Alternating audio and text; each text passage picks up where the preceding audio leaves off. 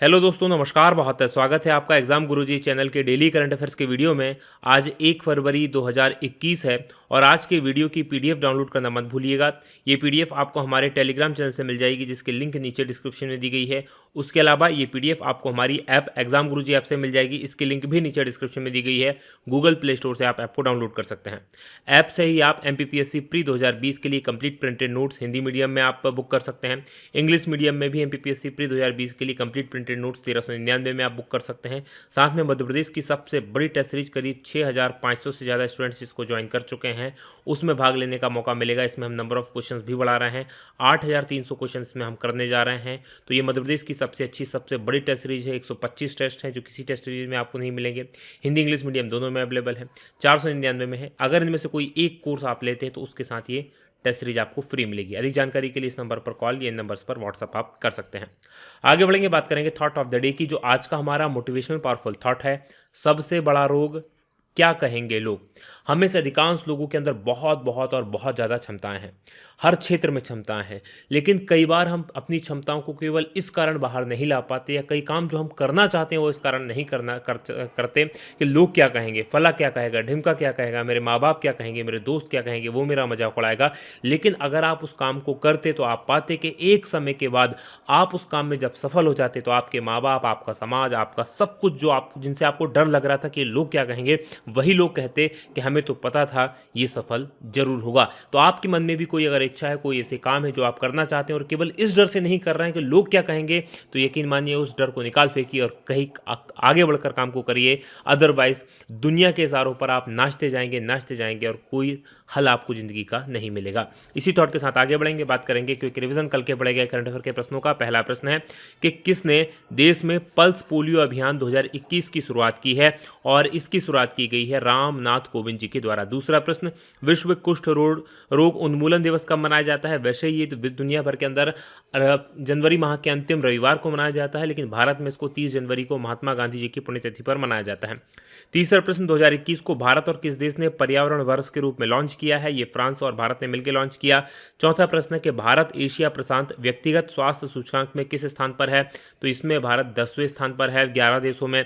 पांचवा प्रश्न, एयरटेल ने किस शहर में भारत के पहले 5G रेडी नेटवर्क की घोषणा की है। तो ये हैदराबाद में की गई है। और छठवां प्रश्न है कि कौन सा राज्य विभिन्न योजनाओं के अंतर्गत केंद्र से अतिरिक्त पूंजी प्राप्त करने वाला दूसरा राज्य बना है। तो ये तेलंगाना है और पहला राज्य था मध्य प्रदेश। सातवां प्रश्न, एशियाई क्रिकेट परिषद के अध्यक्ष कौन बने हैं। तो ये बने हैं जय शाह। और आठवां प्रश्न है कि पहली एशियाई ऑनलाइन निशानेबाजी प्रतियोगिता में प्रथम स्थान पर कौन सा देश रहा है। तो इसमें प्रथम स्थान पर भारत रहा है। ये थे हमारे कल के पढ़े गए करंट अफेयर के प्रश्नों का क्विक रिवीजन।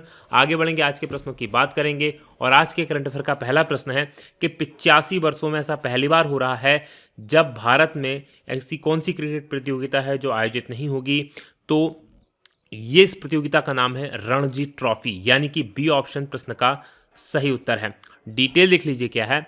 तो भारतीय क्रिकेट के इतिहास में पहली बार जो प्रमुख राष्ट्रीय प्रतियोगिता है रणजी ट्रॉफी, उसका आयोजन नहीं होगा और 85 वर्षों में ऐसा पहली बार होगा। इसकी शुरुआत कब हुई थी। तो 1934-35 में इसकी शुरुआत की गई थी, और इसके बाद से पहला मौका होगा जब इस ट्रॉफी का आयोजन नहीं किया जाएगा। बीसीसीआई को लंबे फॉर्मेट, क्योंकि ये लंबे फॉर्मेट की श्रृंखला है रणजी ट्रॉफी, इसके लिए विंडो का मतलब है कि टाइम स्लॉट नहीं मिल रहा है जब इसका आयोजन किया जा सके।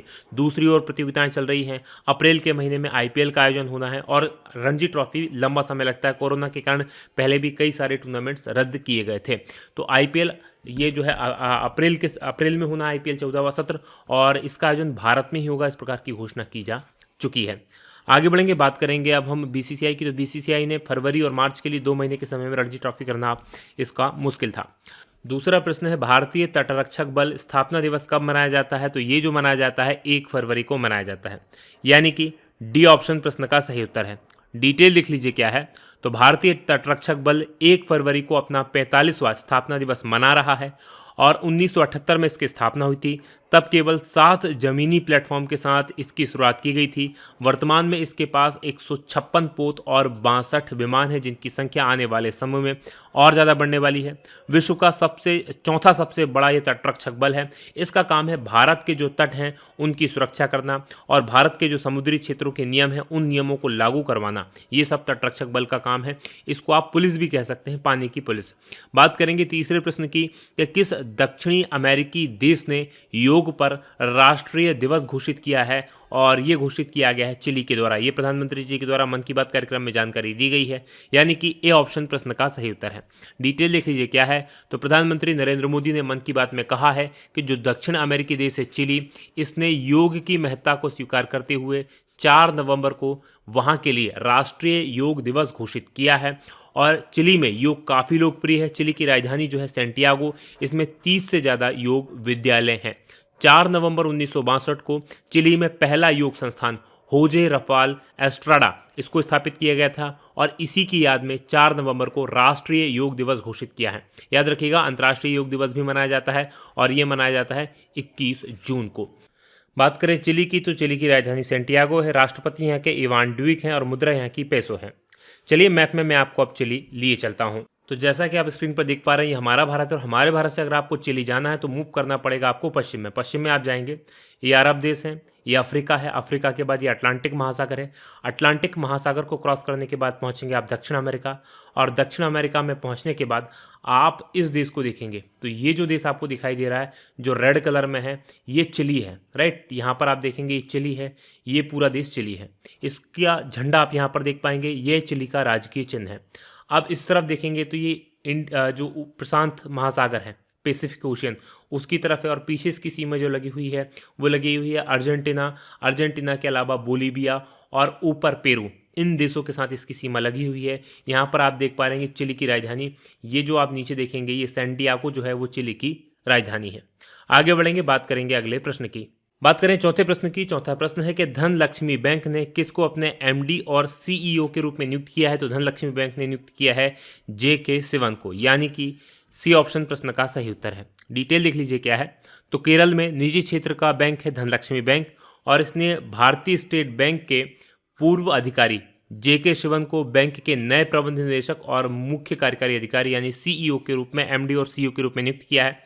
बैंक में 3.5 दशक से अधिक यानी कि 35 साल से अधिक का इनका अनुभव रहा है शिवन साहब का। ये एसबीआई में वाणिज्यिक बैंकिंग में अलग अलग क्षेत्रों में इन्होंने काम संभाला है।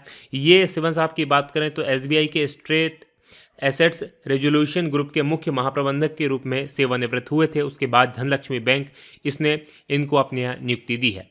बात करेंगे पांचवें प्रश्न की कि केंद्र सरकार ने किस योजना को मंजूरी दी है। तो केंद्र सरकार के द्वारा जिस योजना को मंजूरी दी गई है वो योजना है startup India seed fund scheme, यानी कि ए ऑप्शन प्रश्न का सही उत्तर है। क्या है ये योजना, इसके बारे में जान लीजिए। तो केंद्र सरकार ने 945 करोड़ रुपए की startup India seed fund scheme इसको मंजूरी दी है, और इसका उद्देश्य जो है product trial, market entry, proof of concept, prototype development और व्यवसायीकरण के लिए स्टार्टअप्स को वित्तीय सहायता प्राप्त करना। कुल मिलाकर प्रोडक्ट टाइप क्या होता है, यहाँ पर इन सारी चीज़ों को मतलब जो शुरुआती स्टार्टअप्स के लिए आवश्यकता होती है, जैसे प्रोडक्ट है उसको ट्रायल करना कि भाई ये प्रोडक्ट कैसा है, मार्केट में एंट्री करने के लिए उसे पैसा चाहिए, जो कॉन्सेप्ट उसका है उसको उस पर काम करना है, प्रोटोटाइप उसे बनाना है, इन सब चीज़ों के लिए स्टार्टअप्स को वित्तीय सहायता प्रदान करने के लिए योजना शुरू की गई है। 945 करोड़ की ये योजना है, और इस योजना को इस साल जो है 1 अप्रैल 2025 तक संचालित होगी, यानी कि इस बार शुरू होगी 1 अप्रैल 2021 से, और 1 अप्रैल 2025 तक इसको संचालित किया जाएगा, और इसे भारत भर में चयनित इंक्यूबेटर्स सेंटर जो बनाए गए हैं उनके माध्यम से वितरित किया जाएगा। बात करेंगे छठवें प्रश्न की कि भारत का पहला जेंडर पार्क किस राज्य में बना है। भारत का पहला जेंडर पार्क जो बना है वो केरला में बना है, यानी कि सी ऑप्शन प्रश्न का सही उत्तर है। डिटेल लिख लीजिए क्या है। तो केरल सरकार ने कोझिकोड में 300 करोड़ रुपए के 3 टावर जेंडर पार्क को लॉन्च करने के लिए पूरी तरह से तैयार हो गया है, यानी बनकर तैयार हो चुका है। पार्क जो है वो जेंडर इक्वेलिटी पर अंतर्राष्ट्रीय सम्मेलन के दूसरे संस्करण ICGE सेकेंड इसके अवसर पर कार्यात्मक हो जाएगा, यानी काम करने लगेगा। पार्क का उद्घाटन 11 से लेकर 13 फरवरी के बीच केरल के मुख्यमंत्री पिनराई विजयन द्वारा किया जाएगा। जेंडर पार्क की स्थापना 2013 में केरल सरकार के द्वारा की गई थी और ये एक ऐसी पहल है जिसमें केरल में लैंगिक समानता और सशक्तिकरण की दिशा में काम किया जा रहा है। बात करेंगे केरल की, तो यहाँ की राजधानी तिरुवनंतपुरम है, मुख्यमंत्री पी विजयन है और राज्यपाल आरिफ मोहम्मद खान है। बात करें 7वें प्रश्न की कि किस देश के 1960 के दशक के प्रसिद्ध गिटार वादक हिल्टन वैलेंटाइन का निधन हो गया है और इनका नाम था, ये ब्रिटेन के थे, यानी कि ए ऑप्शन प्रश्न का सही उत्तर है। डिटेल लिख लीजिए क्या है। तो 1960 के दशक में ब्रिटेन में पॉप संगीत में इन्होंने तहलका मचा दिया था। द एनिमल्स बैंड की स्थापना की थी। इसके गिटार वादक थे हिल्टन वैलेंटाइन। इनका 77 वर्ष की आयु में निधन हो गया और वैलेंटाइन को आने वाले दशकों के लिए रॉक एंड रोल को प्रभावित करने वाला अग्रणी गिटार वादक कहा जाता था। इनके बारे में ऐसा कहा जाता था। वैलेंटाइन ने 1963 में गायक एरिक वर्डन, बॉस वादक चार्ल्स चैडलर, आयोजक एलन प्राइस और ड्रमर जॉन स्टील के साथ मिलकर न्यू कैसल्स में द एनिमल्स बैंड की स्थापना की थी, जिसकी तस्वीर यहाँ पर आप देख पा रहे होंगे। बात करेंगे 8वें प्रश्न की कि किस धार्मिक संगठन की मासिक पत्रिका प्रबुद्ध भारत की 125वीं वर्षगांठ को प्रधानमंत्री नरेंद्र मोदी ने संबोधित किया है और ये पत्रिका रामकृष्ण मिशन से संबंधित है, यानी कि डी ऑप्शन प्रश्न का सही उत्तर है। डिटेल लिख लीजिए क्या है। तो 31 जनवरी को प्रबुद्ध भारत की 125वीं वर्षगांठ समारोह का आयोजन किया गया और प्रधानमंत्री नरेंद्र मोदी ने इस वर्षगांठ समारोह को संबोधित भी किया। प्रबुद्ध भारत रामकृष्ण मिशन से संबंधित एक मासिक पत्रिका है और इस पत्रिका की शुरुआत स्वामी विवेकानंद ने 1896 में की थी और मद्रास से इसकी शुरुआत की गई थी। बाद में इसको दूसरी जगह शिफ्ट किया गया और फाइनली अब इसका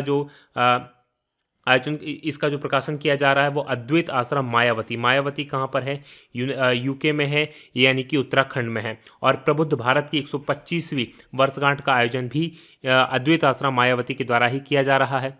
कई सारी महान हस्तियों ने इस पत्रिका में अपना योगदान दिया है। इनमें शामिल हैं बाल गंगाधर तिलक, नेताजी सुभाष चंद्र बोस, पूर्व राष्ट्रपति सर्वपल्ली राधाकृष्णन, श्री अरविंद घोष, सिस्टर निवेदिता। ये था आज का हमारा करंट अफेयर। बात करेंगे कल के सवाल की। कल मैंने आपसे प्रश्न पूछा था कि वैश्विक जलवायु जोखिम सूचकांक 2021 में भारत किस स्थान पर है, तो इसमें भारत 7वें स्थान पर है, यानी कि ए ऑप्शन प्रश्न का सही उत्तर है। आप में से बहुत सारे लोगों ने इस प्रश्न का सही उत्तर दिया। अब कल के प्रश्न का उत्तर, आज के प्रश्न का उत्तर भी देना मत भूलिएगा।